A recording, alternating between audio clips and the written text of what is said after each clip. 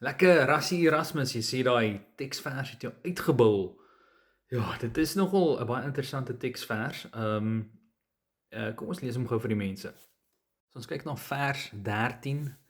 Dit is Jesus aan die woord en hy sê I am the Alpha and the Omega, the first and the last, the beginning and the end. Nou ek weet daar is mense wat sal sê nee, dit is die Vader wat praat. Maar gaan net 'n bietjie verder af van vers 16 toe en as jy sien I Jesus have sent my angel to testify. Dis definitief Jesus aan die woord. Ja, so 'n baie interessante teksvers. Ek meen self ateïstiese Bybelwetenskaplikes soos Bart Ehrman sê dat Openbaring 22 vers 13 is 'n baie duidelike vers waar Jesus godelike of divine titels aan homself toeskryf soos Alpha en Omega, begin en einde, eerste en die laaste.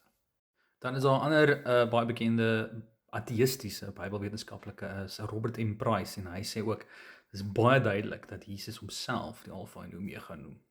Dan is daar nog 'n Bybelwetenskaplike, Morris Casey, en hy het nou sy laaste boek geskryf dat Jesus homself definitief en baie duidelik gelykstel aan die Alpha en Omega in daai teksvers.